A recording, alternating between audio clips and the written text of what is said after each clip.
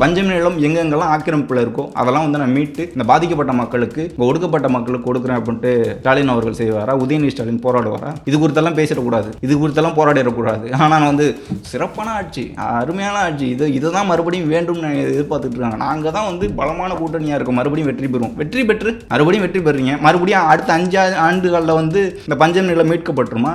எவ்வளவு சாதிய வன்முறைகள், எத்தனை சாதிய படுகொலைகள் தென் மாவட்டங்களை பொறுத்த வரைக்கும் இது குறித்து ஏதாச்சும் பேசுகிறாங்களா? இது குறித்து ஏதாச்சும் கருத்து சொல்றாங்களா? திமுகவினர், திமுக அமைச்சர்கள், உதயநிதி ஸ்டாலின் அவர்களும் பதில் சொல்றாங்களா? விடுதலை சிறுத்தைகள் கட்சியின் தலைவர் தொல் திருமாவளவன் அவர்கள் சமீபத்தில் கொடுத்த பேட்டியில தமிழக வெற்றி கழகம் குறித்து விமர்சனம் வச்சிருக்காரு. அதற்கான பதில் தான் இந்த வீடியோவில் நம்ம பார்க்க போறோம். அதே போல அவருடைய செயல்பாடுகள் சமீபத்தில் எப்படி இருக்கு, அவருடைய தொடர் செயல்பாடுகள் எப்படி இருக்கு, மக்கள் நலன் சார்ந்திருக்கா, கட்சி நலன் சார்ந்திருக்கா, அல்லது திமுகவுக்கு ஆதரவான நிலைப்பாட்டில் பேசிட்டு இருக்காரா அப்படிங்கிறத இந்த வீடியோவில் நம்ம பார்க்க போறோம்.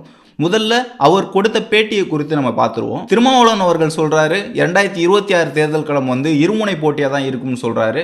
அதே போல தமிழக வெற்றி கழகத்தை பொறுத்த வரைக்கும் அவங்க வந்து ரசிகர் கூட்டம் தான், ரசிகர்கள் தான், அவங்களுக்கு வந்து அரசியல் பெருசாக தெரியாது. அதே போல திமுக அதிமுக கட்சிகள் வந்து நீண்ட கால அரசியல் களத்தில் இருக்கக்கூடிய கட்சிகள் வந்து அவங்க கட்டமைப்பு வச்சிருக்காங்க. திமுகனா எப்படி பூத்தில் எப்படி வேலை பார்க்கணும், எப்படி தேர்தலை அணுகணும் அப்படிங்கிற ஒரு நீண்ட கால செயல் திட்டத்தில் அவங்க வந்து தேர்தலை பார்த்த கட்சி. அதே மாதிரி அதிமுகவும் அதே மாதிரியான கட்சி தான். ஆனால் தமிழக வெற்றி கழகம் வந்து தேர்தலை பார்க்காத கட்சி. அவங்களுக்கு வந்து இந்த ஏ ஃபார்ம் பி ஃபார்ம்னா என்னன்னு கூட தெரியாது. வேட்புமனு தாக்கல் செய்யும்போது அதில் என்ன எப்படி வேட்புமனு தாக்கல் செய்யணும் கூட தெரியாது அப்படின்ட்டு ஒரு விமர்சனம் வைக்கிறாரு. திருமாவளவன் அவர்களுக்கு தெரியுமா தெரியாதான்னு தெரில. 2021 ஊரக உள்ளாட்சி தேர்தல், அந்த தேர்தலில் வந்து தளபதி விஜய் அவர்கள் விஜய் மக்கள் இயக்கத்தோட கொடியையும் அதே போல் புகைப்படத்தையும் பயன்படுத்திக்கிங்க, உங்களுடைய பிரச்சாரத்துக்கு பயன்படுத்திக்கிங்கன்ட்டு வந்து அனுமதி கொடுத்துருந்தார். அதற்கு முன்பு வந்து அந்த மாதிரியான அனுமதி இல்லை. ஆனால் அந்த தேர்தலில் அனுமதி கொடுத்துருந்தார். தமிழ்நாடு முழுக்க அப்போதைக்கு நடந்த ஊரக உள்ளாட்சி தேர்தலில் ஒரு 169 இடங்களில் தமிழக வெற்றி கழக கட்சி இன்றைக்கு கட்சியில் இருக்கக்கூடிய அன்றைக்கு விஜய் மக்கள் இயக்கத்தில் இருந்த தோழர்கள் வந்து போட்டிக்கிட்டு இருந்தாங்க. 169 இடங்களில் 129 இடங்களில் வெற்றி பெற்றிருந்தாங்க. அவர்களை வந்து கட்சி அலுவலகத்துக்கு அழைச்சி வந்து பாராட்டு தெரிவிச்சிருந்தார் விஜய் அவர்கள். அந்த புகைப்படங்கள் வந்து நீங்கள் பார்த்துருப்பீங்க. அப்போ வந்து ஒரு 13-14 பேர் வந்து போட்டியின்றி தெரிவிப்பட்டிருந்தாங்க. யாருமே வந்து எதிர்த்து போட்டியே இடலை. தமிழக வெற்றி கழகம் அன்றைய விஜய் மக்கள் இயக்கத்தை சேர்ந்தவர்கள் வந்து வெற்றி பெற்றிருந்தாங்க. 169 இடங்களில் 129 இடங்களில் வந்து வெற்றி பெற்றிருந்தாங்க விஜய் மக்கள் இயக்கத்தை சேர்ந்தவர்கள். அவர்களுக்கு வந்து ஏஃபார்ம் பிஃபார்ம் தெரியாதா? அவர்களுக்கு தேர்தல் எப்படி போட்டின்னு தெரியாதா?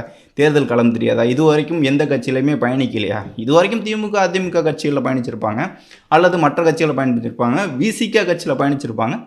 தலைவர் விஜய் அவர்கள் வந்து கட்சி தொடங்கிய பிறகு தமிழக வெற்றி கழகத்துக்கு வந்திருப்பாங்க.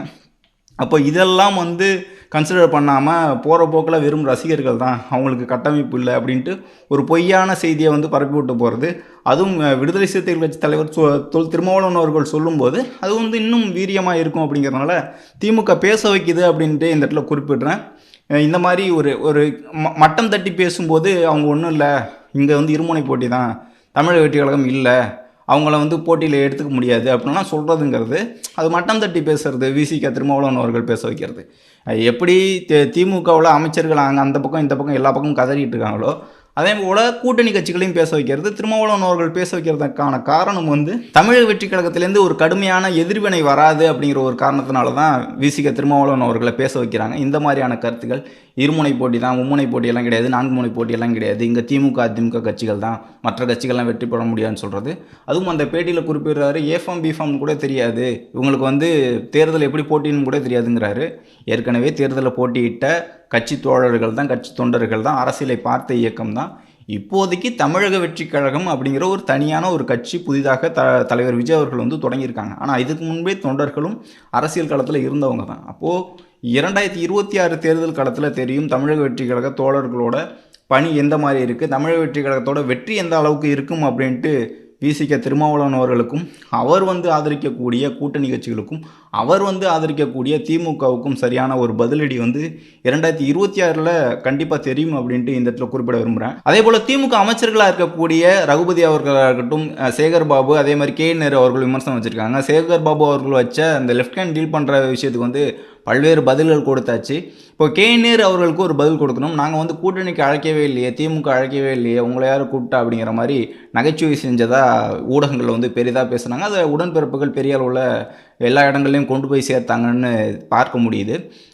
நேரு அவர்களுக்கு வந்து குறிப்பிட்ட ஒரு விஷயம் சொல்லணும். தமிழக வெற்றி கழகத்தை பொறுத்த வரைக்கும் கொள்கை எதிரியாக இருக்கக்கூடிய பிஜேபி கூட கூட்டணி இல்லை, அதே போல் அரசியல் எதிரியாக இருக்கக்கூடிய இங்கே இருக்கக்கூடிய ஊழல் கட்சிகள் கூட கூட்டணி இல்லை அப்படின்ட்டு தான் தொடக்கத்திலேருந்தே அரசியல் செஞ்சுட்டு வர்றாரு தளபதி விஜய் அவர்கள். தமிழக வெற்றி கழகத்தை பொறுத்த வரைக்கும் பிஜேபி பி டீம் அப்படிங்கிற விமர்சனத்தை வந்து திமுகவினர் தான் வச்சாங்க. அதற்கான பதில் தான் வந்து பிஜேபி கூட கூட்டணி கிடையாது, பாஜக கூட ஒரு நாளும் கூட்டணி கிடையாது, பிளவுவாத சக்திகள் கூட கூட்டணி இல்லை அப்படின்ட்டு தீர்க்கமாக செயற்குழுவில் வந்து அறிவிச்சிருந்தார், தீர்மானமும் நிறைவேற்றியிருந்தார்.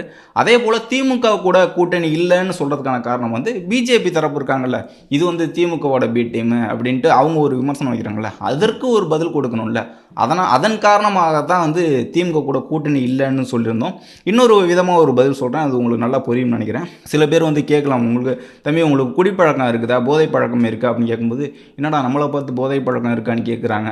இல்லைங்க எங்களுக்கு போதை, மத போதை, எந்த மது போதை, எந்த போதையும் இல்லை. தமிழ்நாட்டை பொறுத்த வரைக்கும் போதைனா அது வந்து வெறும் டாஸ்மாக் மதுவில் மட்டுமே இல்லாமல் அது கஞ்சாவா, அபீனா, மெத்தா அப்படி போயிட்டே இருக்குது, கொக்கைனா, எல்லாம் கள்ளச்சாராயமா அப்படின்னு போயிட்டே இருக்குல்ல. அதனால் போதை பழக்கம் இருக்கான்னு கேட்கும்போது இல்லைங்க, எங்களுக்கு மத போதை, மது போதை பழக்கம் இல்லை அப்படின்னு சொல்லிட்டு, என்னடா நம்மளை பார்த்து இப்படி கேட்குறாங்களே. அடுத்து திருட்டு பழக்கம் இருக்கா அப்படின்னு கேட்பாங்க. திருட்டு பழக்கம் இருக்கக்கூடியவளோ கூட்டணியாக இருக்கீங்களா அப்படிங்கிற ஒரு கேள்வி கேட்டுருவாங்கல்ல. அதனால் எங்களுக்கு போதை பழக்கமும் இல்லை, திருட்டு பழக்கமும் இல்லை அப்படிங்கிற ஒரு பதில் கொடுக்கணும்ல. இந்த ஊழல், இந்த திருட்டு, மலைகளை கொள்ளையடிக்கிறது, இங்கே டாஸ்மாகில் ஊழலாக இருக்கட்டும், எல்லா ஊழலுமே செய்யக்கூடிய, ஐம்பூதங்களையும் ஊழல் செய்யக்கூடிய ஒரு கட்சி இருக்குல்ல, அந்த கட்சி கூடயும் கூட்டணி இல்லை அப்படிங்கிறதுக்காக தான் திமுக கூட கூட்டணி இல்லை அப்படின்ட்டு தீர்மானம் நிறைவேற்றியிருக்கோம். தமிழக வெற்றி கழகத்தை பொறுத்த வரைக்கும் திமுக கூடயும் கூட்டணி கிடையாது, அவங்களும் எங்களுக்கு எதிரான ஒரு அரசியல் கட்சி தான், அவங்களை எதிர்த்து தான் நாங்கள் அரசியல் செய்ய போகிறோம் அப்படின்ட்டு தெளிவாக சொல்லியிருக்காரு. இந்த பதிலை தாண்டி மிகப்பெரிய வேற ஒரு பதில் தேவைப்படலை அப்படின்னு நினைக்கிறேன். போதை பழக்கமும் கிடையாது, அதே போல் திருட்டு பழக்கமும் கிடையாது அப்படின்ட்டுக்கான ஒரு பதில் தான் திமுக பாஜக கூட கூட்டணி இல்லை அப்படிங்கிற தீர்மானம். அதற்கு உங்களுக்கு புரியும்னு நினைக்கிறேன். நாங்கள் சொல்லக்கூடிய ஒரு அரசியல் என்ன மாதிரியான அரசியல் நாங்கள் முன்வைக்கிறோம் அப்படிங்கிறது. அது திமுகவை எதிர்த்து தான் 2026 தேர்தல் காலத்தில் திமுக வெர்சஸ் டிவிகே அப்படிங்கிறது தான் ஏற்கனவே டிக்ளேர் பண்ணியாச்சு. அப்படி தான் தேர்தல் களமும் இருக்கும். இதை தாண்டி திருமாவளவன் அவர்கள் குறித்து வந்துடுவோம். திருமாவளவன் அவர்களை பொறுத்த வரைக்கும் திமுக கட்சி ஆட்சியில் இருக்கும்போது ஒரு நிலைப்பாடு, திமுக கட்சி ஆட்சியில் இல்லாத போது அதிமுகவோ மற்ற கட்சிகளோ ஆட்சியில் இருக்கும்போது ஒரு நிலைப்பாட்டில் இருந்தார். ஏன்னா 2016 மக்கள் நல கூட்டணியில் இருக்கும்போது மிக பெரிய அளவில் விமர்சனங்களை வச்சது இந்த திமுக கட்சியில் வந்து கட்டு விரியன், கண்ணாடி விரியன்லாம் வச்சது வந்து திருமாவளவன் அவர்கள் தான். ஆனால் அதன் பிறகு 17 கூட்டணிக்கான ஒரு நோக்கமாக வந்து திமுக கூட ஜெல்லாயிட்டு 2019 போட்டியிட்டு 2021 திமுக கூட்டணியில் இருந்து 2024, 26 பயணிப்போம்னு சொல்கிறாரு. அவருடைய நோக்கம் வந்து திமுக எப்பயுமே பாதிக்கப்படக்கூடாது, திமுக மேலே எந்த விமர்சனமும் வந்துடக்கூடாது, அதனால் தாங்கக்கூடிய ஒரு நபர் தான், திமுக மீது வரக்கூடிய விமர்சனங்கள்லாம் தாங்கக்கூடிய நபர் தான் திருமாவளவன் அவர்கள்னு பார்க்க முடியுது. விசிக கட்சியும் அப்படி தான் இருக்குது. தொடர்ந்து இங்கே நடக்கக்கூடிய ஒடுக்கப்பட்ட மக்களுக்கு எதிராக நடக்கக்கூடிய தவறுகள்லாம் மூடி மறைக்கக்கூடிய வேலைகளையும் விசிக திருமாவளவன் அவர்கள் தொடர்ந்து பண்ணிக்கிட்டு தான் இருக்காங்க. அது எப்படி நடந்துக்கிட்டு இருக்கு, எப்படி நீங்கள் எப்படி ஒரு விமர்சனம் வைக்கலாம் அப்படின்னு கேட்கலாம். அதற்கான ஒரு சில சான்றுகளை சொல்கிறேன். எப்படி இவர் வந்து திமுக ஆட்சியில் நடக்கக்கூடிய தவறுகளுக்கெல்லாம் சப்பக்கட்டு கட்டி அதை வந்து மூடி மறைக்கிறாரு, எப்படி வந்து மடைமாற்றுறாரு அப்படின்னு பார்ப்போம். இப்போ சமீபத்தில் கொடுத்த பேட்டிகள், அதே போல் அவர்களோட செயல்பாடுகள் குறித்து பார்ப்போம். இப்போ சிவகங்கையில் நடந்த லாக்அப் டெத்து, அந்த அஜித்குமார் அப்படிங்கிற இளைஞர் வந்து அடித்து கொள்ளப்பட்ட சம்பவம், அதில் வந்து போயிட்டு நேரடியாக பார்த்துட்டு வரும்போது பத்திரிகையாளர்கள் கேள்வி கேட்குறாங்க, அந்த மாதிரியான ஒரு லாக்அப் டெத் நடந்திருக்கே, இது குறித்து உங்களுடைய கருத்து என்னன்னு சொல்லும்போது, இந்தியா முழுக்க, உலகம் முழுக்க எல்லா இடங்கள்லையும் எந்த அரசு வந்தாலும் லாக்அப் டெத் நடக்கும் அப்படின்னு சொல்கிறார். திமுக ஆட்சியில் நடந்திருக்கு, இதற்கு பதில் வந்து திமுக ஆட்சி அரசு வந்து சரியான நடவடிக்கை எடுக்கணும் அப்படின்னு சொல்லணும், இதை விமர்சனம் வைக்கணும், எங்களுக்கு வந்து நாங்கள் கண்டனம் தெரிவிக்கிறோன்னு சொல்லணும். அதை விட்டுட்டு ஆட்சி உடனே வந்து ஸ்டாலின் அவர்கள் உடனே நடவடிக்கை எடுத்துட்டாரு, அதனால் இது குறித்தான நாங்கள் போராட வேண்டிய தேவையே இல்லை, எல்லா ஆட்சியிலையும் நடக்கும், யார் முதலமைச்சரானாலும் நடக்கும்னு சொல்கிறாரு. இதுதான் வந்து மடைமாற்ற வேலை. இதை வந்து அந்த பிரச்சனையை மூடி மறைக்கிறதுக்கான ஒரு வேலை அப்படின்ட்டு சொல்கிறேன். அந்த இடத்துல அவர் குறிப்பிட்றாரு, எந்த ஆட்சியிலும் நடக்கும், எல்லா ஆட்சியிலும் நடக்கும் அப்படின்னு சொல்கிறாரு. இது ஒரு சம்பவம். இன்னொரு பேட்டியில் வந்து ஆசிரியர்கள், அரசு ஊழியர்கள் வந்து போராட்டம் பண்ணிக்கிட்டு இருக்காங்க, 2021 தேர்தல் அறிக்கையில் கொடுத்த வாக்குறுதிகள்லாம் நிறைவேற்றலை அப்படின்ட்டு திருமாவளவன் அவர்கள்ட்ட கேட்கும்போது, திருமாவளவன் அவர்கள் ஆமாம் நிறைவேற்றணும், இதை வந்து சரியாக செய்யணும், தேர்தலப்போ கொடுக்கப்பட்ட வாக்குறுதியை வந்து செய்யணும் தானே அப்படின்னு தானே பதில் சொல்லணும். ஆனால் அப்படி சொல்லலை. 100% எந்த ஆட்சியும் எந்த அரசும் வந்து வாக்குறுதிகள் நிறைவேற்ற முடியாது அப்படின்னு சொல்கிறாரு. இப்படிப்பட்ட பதில் எப்படி நம்ம பார்க்க முடியும்? கூட்டணி கட்சியாக இருந்தாலும் கூட திமுக கட்சியினர் கூட இந்த மாதிரியான பதில் கொடுக்கல. ஆனால் திருமாவளவன் அவர்கள் கொடுக்குறாரு, 100% எந்த ஒரு வாக்குறுதியும் நிறைவேற்ற முடியாது. அப்போது தேர்தலுக்கு முன்னாடி கொடுக்குறதெல்லாம் பொய் போலியான வாக்குறுதி, மக்களை ஏமாற்றுறதுக்கான வாக்குறுதின்னு ஒத்துக்கிறாரா? இந்த கேள்வி நம்ம வைக்கணும்ல. இப்படிப்பட்ட ஒரு பதில் கொடுக்குறாரு. இதற்கு முன்பு வந்து இந்த ஏர்போர்ட் சம்மந்தமாக, பரந்தூர் ஏர்போர்ட் சம்மந்தமாக ஒரு பேட்டி கொடுக்குறாரு. அந்த பேட்டியில் என்ன சொல்கிறாருன்னா, விஜய் அவர்கள், தமிழக வெற்றி கழக தலைவர் விஜய் அவர்கள் வந்து போராட்டம் பண்ண போகிறாரு, வாழ்த்துக்கள், ஓகே நல்லது, நாங்களும் வந்து அந்த மக்களை செஞ்சுருக்கோம், மக்களோட கோரிக்கைகள்லாம் ஸ்டாலின் அவர்கள்ட்ட கொண்டு போயிருக்கோம். அந்த இடத்துல குறிப்பிட்டு ஒன்று சொல்கிறாரு, மக்கள் போராட்டம் பண்ணிகிட்டு இருக்காங்க, வேணான்னு சொல்லிக்கிட்டு இருக்காங்க, இந்த போராட்டத்தை வந்து அவங்க ஏற்காமல் இழப்பீடு கொடுக்கறதுல தீவிரமாக இருக்குது திமுக அரசுன்னு சொல்கிறாரு. அதாவது மக்கள் வந்து நிலத்தை எடுக்கக்கூடாதுன்னு போராட்டம் பண்ணிக்கிட்டு இருக்காங்க, ஆனால் நிலத்தை கையகப்படுத்துறதுக்கான தீவிரமாக செயல்படுது திமுக அரசுன்னு சொல்லாமல் இழப்பீடு கொடுக்கறதுக்கான பணிகளில் வந்து தீவிரமாக இருக்காங்கன்னு சொல்கிறார், முனைப்பாக இருக்காருன்னு சொல்கிறார். எப்படிப்பட்ட வார்த்தைகள் வந்து வார்த்தை ஜாலங்களை பயன்படுத்துகிறான்னு பாருங்கள். இப்படி தான் வந்து திமுக அரசுக்கு எந்த ஒரு பாதகமும் வராமல் பாதுகாத்துட்டு வர்றாரு திருமாவளவன் அவர்கள் அப்படின்ட்டு இந்த இடத்துல குறிப்பிட்றேன். அதற்கு அடுத்த பேட்டியில் வந்து திமுக கட்சிகள் வந்து பலவீனமாக இருக்குது, இவங்க வந்து கூட்டணி நம்பி தான் ஆட்சியில் இருக்காங்க அப்படின்ட்டு சொல்லும்போது, கூட்டணி ஆட்சியை நோக்கி நகர்கிறதா தமிழ்நாட்டு அரசியல் களம்னு கேட்கும்போது, திமுக கட்சிகள் வந்து கூட்டணி நம்பி ஆட்சியை கைப்பற்ற வேண்டிய தேவை இருக்குது, அவங்க வந்து கூட்டணி நம்பி இருக்காங்க, அந்தளவுக்கு பலவீனமாக இருக்காங்களே தவிர கூட்டணி ஆட்சி வர வேண்டிய தேவை, அந்த தேவை அளவுக்கு வந்து பலவீனமாக இல்லைன்னு சொல்கிறாரு. இந்த விஷயம் ஏன் நடக்குதுன்னா, நேற்றைய பேட்டியில் கூட பேசியிருக்கார் திருமாவளவன் அவர்கள் வந்து, என்னை வந்து துணை முதலமைச்சர்னு சொல்கிறாங்க, முதலமைச்சர்னு தானே சொல்லியிருக்கணும், ஏன் முதலமைச்சர்னு கேட்கல அப்படின்ட்டு சொல்கிறாரு. ஆதவர்ஜுனா அவர்கள் வந்து ஆட்சியில் பங்கு அதிகாரத்தில் பங்குன்னு சொல்லியிருந்தார். இந்த மன்னராட்சி முறை வந்து ஒழிக்கப்படணும், ஒரே குடும்பத்தை சேர்ந்தவர்கள் வரக்கூடாது, அதனால் கூட்டணி கட்சிகளுக்கு கொடுக்கணும், வாய்ப்பு கொடுக்கணும், எங்கள் தலைவருக்காவது எங்கள் கட்சியை சேர்ந்தவர்களுக்கு வந்து துணை முதல்வர் கொடுங்கன்னு கேட்டார். இதில் என்ன தவறு இருக்குது? அதாவது இவர் என்ன சொல்கிறாருன்னா, நாங்கள் வந்து எதிர்பார்க்குறது வந்து முதலமைச்சர், நீ ஏன் துணை முதலமைச்சர்னு சாதாரணமாக கேட்குறீங்கன்னு சொல்கிறாரு. இப்போ 2026 தேர்தலில் முதலமைச்சர் வேட்பாளராக அறிவிங்கன்னு சொல்லிடுவீங்களா? கிடையாது.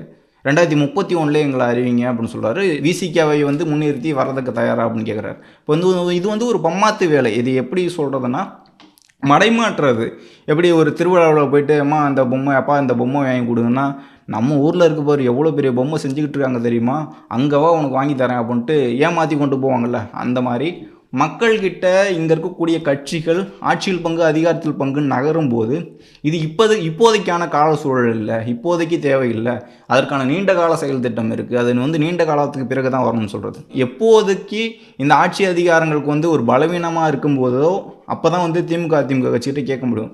இன்றைய வந்து கூட்டணி இல்லைன்னா வெற்றி பெற முடியாத சூழல் வந்து இருக்குது. அப்போது இன்றைக்கு தானே அந்த கோரிக்கையை வந்து வச்சுருக்கணும், ஆட்சியில் பங்கு அதிகாரத்தில் பங்கு, அதுதானே ஆதவர்ஜுனா அவர்கள் வச்சாங்க. ஆனால் அவரை விமர்சனம் பண்ணுறது, இப்போ சமீபத்தில் வந்து நாங்கள் பிரதமர் தான் எதிர்பார்க்குறோம், நாங்கள் வந்து துணை பிரதமர் அளவில் போகிறோம் அப்படின்னு சொல்லிட்டு அதன் பிறகு பேட்டியில் சொல்கிறாரு, நான் பிரதமருங்கிறது ஆட்சி அதிகாரத்தை நோக்கியான ஒரு பதவின்னு சொன்னேன்னே தவிர நான் பிரதமர் ஆகணும்னு சொல்லலை அப்படின்னு சொல்கிறார். அப்போ நீங்கள் உங்களோட நோக்கம் தான் என்ன அப்படிங்கிற ஒரு கேள்வி இந்த இடத்துல முன் வைக்கணும். இந்த பேட்டியில் வந்து திமுக கட்சிகள் வந்து பலவீனமாக இருக்காங்க, ஆட்சி அதிகாரம் பங்கு கொடுக்குற அளவுக்கு பலவீனமாக இல்லைன்ட்டு திமுகவை வந்து சாஃப்ட் கார்னர் பண்ணி திமுக வந்து பாதுகாக்கிற வேலையை வந்து திருமாவளவன் அவர்கள் பார்த்தாரு அப்படின்னு சொல்கிறேன். அதே போல் சிபிஐ விசாரணை குறித்து திருமாவளவன் அவர்களுடைய கருத்து, விசிகாவோட நிலைப்பாடு எப்படி இருக்குது, திமுக ஆட்சியில் எப்படி இருக்குது, அதிமுக ஆட்சியில் எப்படி இருக்குன்ட்டு நான் குறிப்பிடுறேன். இப்போ ஆம்ஸ்ட்ராங் அவர்கள் இறக்கும்போது சிபிஐ விசாரணை வேணும்னு பிஎஸ்பி கட்சியினரே கேட்டிருந்தாங்க, அதே போல் அவங்களோட மனைவி கேட்டிருந்தாங்க. அந்த கட்சியினர் வந்து கோரிக்கை வச்சுருந்தாங்க, பல்வேறு கட்சியில் வந்து சிபிஐ விசாரணை வேண்டும்னு கேட்டிருந்தாங்க, அப்போ தான் சரியான ஒரு தீர்வு கிடைக்கும் அப்படின்னு சொல்லியிருந்தாங்க. ஆனால் திருமாவளவன் அவர்கள் தமிழ்நாடு காவல்துறையே சரியாக விசாரிக்குது, சிபிஐ விசாரணைலாம் தேவையில்லை, சிபிசிஐடி விசாரணையே போதும் அப்படின்ட்டு அந்த இடத்துல குறிப்பிட்டிருந்தார்.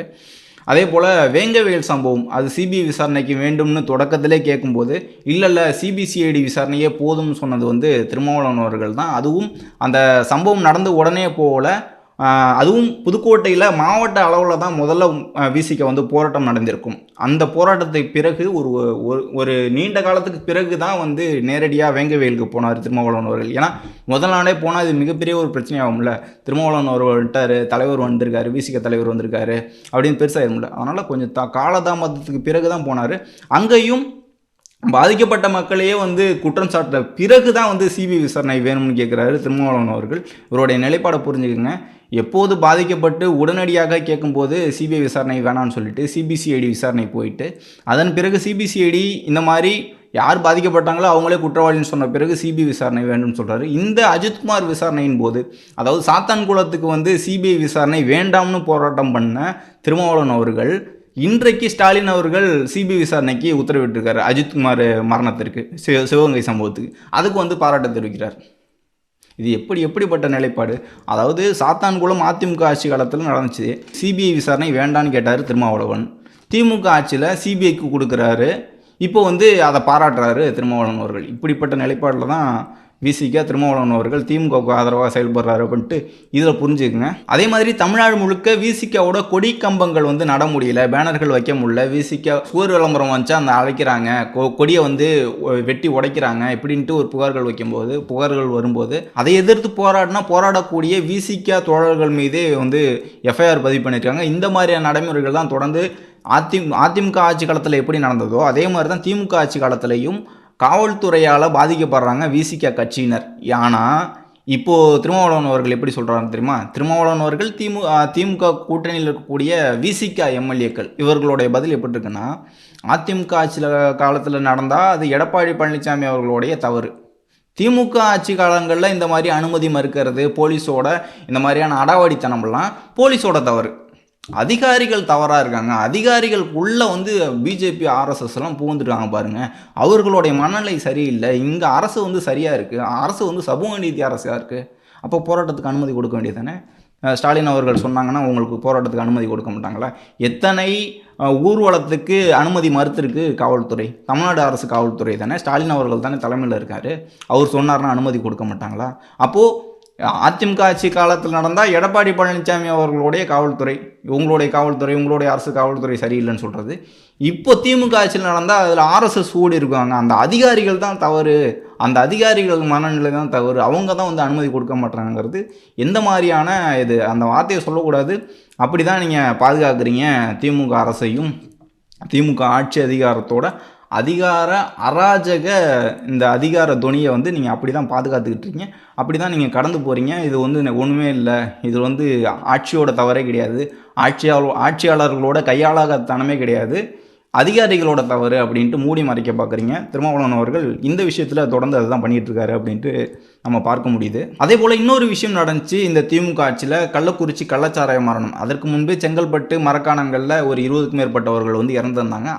அதன் பிறகு நடந்த சம்பவம் தான் கள்ளக்குறிச்சி. 60-70 பேர் வந்து இறந்துருந்தாங்க, 100க்கும் மேற்பட்டவர்கள் வந்து பாதிக்கப்பட்டிருந்தாங்க. அந்த சம்பவம் நடக்கும்போது விடுதலை சிறுத்தைகள் வந்து மது ஒழிப்பு மாநாடு அப்படின்னு ஒன்று நடத்தியிருந்தாங்க. அந்த மது ஒழிப்பு மாநாட்டில் எந்த ஆட்சி நடந்துக்கிட்டு இருக்கோ அந்த ஆட்சியை சேர்ந்த அமைச்சர்களே ஏற்றி திருமாவளவன் அவர்களும் விசிகாவும் நிலைப்பாடு என்னவா பேசினார் அப்படின்னா, திருமாவளவன் அவர்கள் வந்து தேசிய அளவில் மதுவிலக்கு கொள்கையை வந்து கொண்டு வரணும், இங்கே அதை மாநில அளவில் கொண்டு வரதை தாண்டி தேசிய அளவில் கொண்டு வரணும் அப்படின்னு பேசுகிறாரு.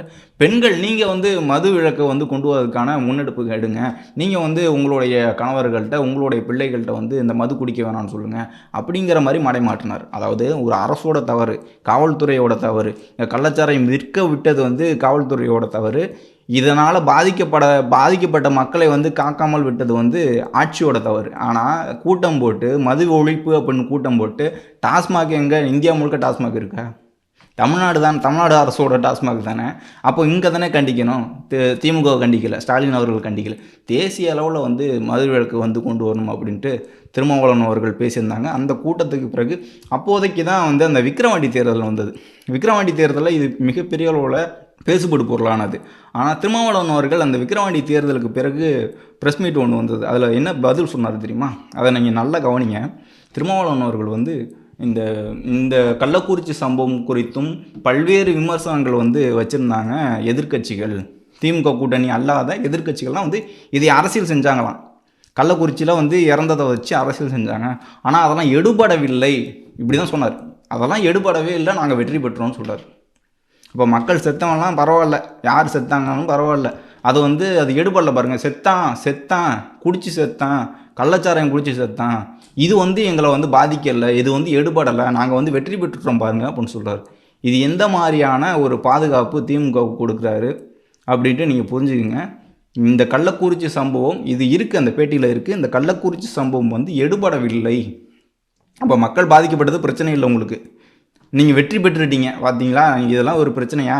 67 பேர் சாவறதெல்லாம் பிரச்சனையா? 100 பேர் 200 பேர் பாதிக்கப்படுறதெல்லாம் பிரச்சனையா? அப்படிங்கிற மாதிரி தான் மடைமாற்றி கொண்டு போயிருந்தார் திருமாவளவன் அவர்கள். அப்படிங்கிறத நீங்கள் இந்த இடத்துல கவனிக்கணும் அப்படின்ட்டு சொல்கிறேன். இதே மாதிரி இன்னும் நிறைய சம்பவங்கள் இருக்குது. திருமாவளவன் அவர்கள் விசிக கட்சி வந்து சமீபத்தில் அந்த சமூக நீதி ஹாஸ்டல்கள் விடுதிகள் அப்படின்ட்டு ஸ்டாலின் அவர்கள் பெயர் மாற்றம் பண்ணதை வந்து மிகப்பெரிய அளவில் பாராட்டி ஸ்டாலின் அவர்கள் சிறப்பாக செஞ்சுருக்காரு அப்படின்னு சொல்கிறாரு. இதற்கு முன்பே ஒன்று சொன்னார், காலனிங்கிற பெயரை நீக்கிடணும் அப்படின்னு சொல்லியிருந்தார். அதனால் வந்து இங்கே சாதி பிரச்சனைகள்லாம் ஒழிஞ்சிருச்சா, அதனால் தீண்டாமை ஒழிஞ்சிருச்சா, அதே மாதிரி தானே சம்பவம் தான் இதுவும். அந்த பெயரை மாற்றினோம்னா சரியாக போயிடுச்சா? வெறும் ஸ்டிக்கர் மட்டும்தான் ஓட்டிக்கிட்டு இருக்குது இந்த திமுக அரசு, ஸ்டாலின் அரசு. நடைமுறையில் எதுவுமே இல்லை. யார் பாதிக்கப்பட்டாலும் வரல, வேங்கை வேலுக்கும் வரல, திரௌபதி அம்மன் கோயில் அங்கே பாதிக்கப்படும் போதும் அங்கேயும் வரல. ஸ்டாலின் அவர்கள் வரல, பரவாயில்ல, உதயநிதி ஸ்டாலின் வரணும்ல, அங்கேயும் வரல. அஜித்குமார் இறந்தார்ல, அஜித்குமார் இறந்ததுக்கு ஏன் ஸ்டாலின் வரல, உதயநிதி ஸ்டாலின் வரல, ஏன் வரல? எங்கே பாதிக்கப்பட்டாலும் ஏன் வரதில்லை? நேரடியாக வந்து பார்க்கணும்ல. அதிமுக ஆட்சிகள் எதிர்கட்சியாக இருக்கும்போது நேரடியாக போய் பார்த்தார சாத்தான் குளத்தில். கனிமொழி அவர்கள் போனாங்க, அதே போல் உதயநிதி ஸ்டாலின் அவர்கள் போனாங்க. ஏன் வரல? இந்த ஆட்சியில் ஏன் வரல? வெறும் ஸ்டிக்கர் மட்டும் ஓட்டிக்கிட்டு இருக்காங்க. அதற்கும் திருமாவளவன் அவர்கள் வந்து பாராட்டு பத்திரம் கொடுத்துக்கிட்டு இருக்காரு. இந்த ஆட்சி சிறப்பாக நடந்து கொண்டிருக்குது அப்படிங்கிற ஒரு பாராட்டு பத்திரம் கொடுத்துக்கிட்டு இருக்காரு. அதே போல் திருப்பரங்குன்றமாக இருக்கட்டும், இங்கே பிஜேபி ஆர்எஸ்எஸோட பேரணி வந்து மிக அருமையாக நடக்குது. அவங்களுக்கு எந்த ஒரு பாதிப்புமே இல்லை. நல்ல பாதுகாப்பில் வந்து திமுக ஆட்சியில் தான் வந்து பிஜேபி ஆர்எஸ்எஸோட பேரணிகள் நடந்திருக்கு. திருப்பரங்குன்றமாக இருக்கட்டும், அதே போல் ஆர்எஸ்எஸ் பேரணிகளாக இருக்கட்டும் தமிழ்நாட்டில் தொடர்ந்து நடந்துக்கிட்டு தான் இருக்குது. அதுவும் இந்த திராவிட மாடல் சமூக நீதி ஆட்சியில் தான் நடந்துக்கிட்டு இருக்குது அப்படின்ட்டு திருமாவளவன் அவர்களுக்கே தெரியும் அப்படின்ட்டு இந்த இடத்துல குறிப்பிட்றேன். இவர்கள் வந்து இந்த ஆட்சின்னு மட்டும் இல்லை, கலைஞர் ஆட்சி காலத்திலேருந்து திருமாவளவன் அவர்களுக்கான வேலை, மிக முக்கியமான வேலை வந்து திமுக பாதிக்கப்படாமல் பார்த்துக்கிறது தான் அப்படின்ட்டு நமக்கு வெளிப்படையாக தெரியுது. அதை நம்ம குறிப்பிட்றோம். இப்போ இன்னொரு விஷயம் சொல்கிறேன். இப்போது சமீபத்தில் நடந்த விஷயங்கள், வடகாடு பிரச்சனையாக இருக்கட்டும், அதே போல் திரௌபதி அம்மன் சிக்கலாக இருக்கட்டும், அதே போல் சவுக்கு சங்கரோட வீட்டில் வந்து இந்த மலம் கலந்து வீசின சம்பவமாக இருக்கட்டும், இது மாதிரியான இங்கே பாதிக்கப்படக்கூடிய சம்பவங்கள் வந்து நிறைய நடந்திருக்கு. ஆனால் இதெல்லாம் பெரிய அளவில் பேசப்படுவோம் பொருளாக மாறல, இது போராட்டமாகவும் ஆகலை. இதை வந்து ஊற்றி மூடுறதுக்கான வேலைகளை வந்து கூட்டணி கட்சிகள் தெளிவாக செஞ்சாங்க. அதை வந்து பேருக்கு ஒரு அறிக்கை கொடுத்துட்டு, அதுவும் இப்படியும் இல்லாமல் அப்படியும் இல்லாமல் பொதுவாக ஒரு அறிக்கை வரும்ல, இவர்கள் செஞ்சதும் தவறு, அரசும் சரியான நடவடிக்கை எடுத்திருக்கணும் அப்படிங்கிற மாதிரியான அறிக்கை கொடுத்தார்ல. அப்படி தான் அவர் திருமாவளவன் அவர்கள் வந்து அறிக்கையை தொடர்ந்து கொடுத்துக்கிட்டு இருக்காங்க. அதே போல் பஞ்சமி நிலம் மீட்பு அப்படிங்கிறது விசிக திருமாவளவன் அவர்களோட நீண்ட கால கோரிக்கை. விசிக மட்டும் இல்லாமல் பல்வேறு இயக்கங்கள் வந்து இதுக்காக போராட்டம் பண்ணிட்டு இருக்காங்க. ஆட்சிக்கு வந்துட்டீங்கல்ல, திமுக ஆட்சி நடக்குது, உங்களுடைய கூட்டணி ஆட்சி தான் நடக்குது. பஞ்சமி நிலம் மீட்பு குறித்தான செயல்பாடுகள் என்ன? திமுக அரசை பொறுத்தவரைக்கும் என்ன செயல்பாடுகள் இருக்குது? பஞ்சமி நிலம் மீட்புக்கான என்ன ஒரு நடைமுறையில் இருந்துகிட்டு இருக்குது? இது குறித்து திருமாவளவன் அவர்கள் கேள்வி எழுப்புகிறாரா? விசிக எந்த போராட்டம் பண்ணியிருக்காங்க? இது குறித்து மதச்சார்பின்மை காப்போம் அப்படின்ட்டு பேரணி நடத்துறது, மிகப்பெரிய அளவில் பேரணிகள் நடத்துகிறீங்கல்ல, மது ஒழிப்புக்காக பேரணி நினைக்கிறாங்க. இந்த மாதிரியான பேரணிகளை நடத்தும் போது பஞ்சமி நில மீட்பு அப்படிங்கிறது மிக முக்கியமான பிரச்சனை. ஒடுக்கப்பட்ட மக்கள் முன்னேறுவதற்கு அவர்களுக்கான வாழ்வாதாரங்கிறது நிலம் தான். அப்போ இந்த நிலத்தை மீட்கணும்ல. நீங்கள் தானே சமூக நீதி ஆட்சி தானே, ஸ்டாலின் அவர்களோட ஆட்சி மறுபடியும் 2026 வரணும்னு சொல்கிறீங்கல்ல. இந்த 26க்கு முன்னாடி வந்து பஞ்சமி நிலத்தால் மீட்டுருவோம் அப்படின்ட்டு திருமாவளவன் அவர்கள் சொல்லுவாரா?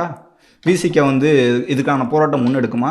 ஸ்டாலின் அவர்கள் முன்னெடுத்துட்டு இந்த பஞ்சமி நிலம் எங்கெங்கெல்லாம் ஆக்கிரமிப்பில் இருக்கோ அதெல்லாம் வந்து நான் மீட்டு இந்த பாதிக்கப்பட்ட மக்களுக்கு, இங்கே ஒடுக்கப்பட்ட மக்களுக்கு கொடுக்குறேன் அப்படின்ட்டு அதற்கான செயல் திட்டத்தை செயல்படுத்துவாரா? ஸ்டாலின் அவர்கள் செய்வாரா? உதயநிதி ஸ்டாலின் போராடுவாரா? இது குறித்தெல்லாம் பேசிடக்கூடாது, இது குறித்தெல்லாம் போராடிடக்கூடாது. ஆனால் வந்து சிறப்பான ஆட்சி, அருமையான ஆட்சி, இதை தான் மறுபடியும் வேண்டும்னு எதிர்பார்த்துட்டு இருக்காங்க. நாங்கள் தான் வந்து பலமான கூட்டணியாக இருக்கோம், மறுபடியும் வெற்றி பெறுவோம். மறுபடியும் வெற்றி பெறுறீங்க. மறுபடியும் அடுத்த 5 ஆண்டுகளில் வந்து இந்த பஞ்சமி நிலம் மீட்கப்பட்டுருமா? எத்தனை கோரிக்கைகள் வந்து சரி செய்யப்பட்டிருக்கு? வடகாடு சிக்கல், அந்த வடகாடு சிக்கலுக்கு உதயநிதி ஸ்டாலின் அவர்கள் என்ன கருத்து சொன்னாங்க? ஏன் வரல? அங்கே வரல. இந்த மாதிரி எவ்வளவு சாதிய வன்முறைகள், எத்தனை சாதிய படுகொலைகள் தென் மாவட்டங்களை பொறுத்த வரைக்கும், வட மாவட்டங்களை பொறுத்த வரைக்கும் எத்தனை சாதி படுகொலை நடந்துகிட்ருக்கு. இது குறித்து ஏதாச்சும் பேசுகிறாங்களா? இது குறித்து ஏதாச்சும் கருத்து சொல்கிறாங்களா? திமுக அமைச்சர்கள், உதயநிதி ஸ்டாலின் அவர்களாம் பதில் சொல்கிறாங்களா? இந்த ஆட்சியை தான் காப்பாற்றணும்னு நினச்சிக்கிட்டு சரியான ஒரு கூட்டணி, நாங்கள் வெற்றி பெறக்கூடிய கூட்டணி, இங்கே வந்து அமைதி பூங்காவாக இருக்குது, இங்கே வந்து ஒடுக்கப்பட்ட மக்களுக்கு எந்த ஒரு பாதிப்புமே இல்லை, எல்லா உரிமைகளும் பாதுகாக்கப்படுது அப்படிங்கிற மாதிரி தான் திருமாவளவன் அவர்கள் அரசியல் பண்ணிக்கிட்டு இருக்காரு. அதுதான் அவருடைய நிலைப்பாடாகவும் இருக்குது. இன்னொரு விஷயம் வந்து இந்த ஆணவ படுகொலைக்கு தனிச்சட்டம் வேண்டும் அப்படின்ட்டு கோரிக்கை திமுக ஆட்சிக்கு வராத போது அதெல்லாம் பேசுனாங்க, திமுக கட்சியினர் பேசுனாங்க. ஆனால் ஸ்டாலின் அவர்கள் ஆட்சிக்கு வந்த பிறகு சட்டமன்றத்தில் பேசுகிறாரு, ஆணவ படுகொலை தடுக்கிறதுக்கு தனிச்சட்டம் வேண்டாம் அப்படின்னு சொல்கிறார். இப்போ இதற்கான நிலைப்பாடு என்ன? இடஒதுக்கீடு கேட்கும்போது ஒன்றிய அரசு தான், நாங்கள் வந்து சர்வே கூட எடுக்க முடியாது அப்படின்ட்டு ஸ்டாலின் அவர்கள் சொல்கிறாரு. உள் இடஒதுக்கீட்டில் நீங்கள் ஒரு கருத்து சொன்னீங்கன்னா உங்களை கடுமையாக விமர்சனம் பண்ணுறது திமுக கூட்டணி கட்சிகள் தான், திமுக கட்சியினர், திமுக உடன்பிறப்புகள் தான்.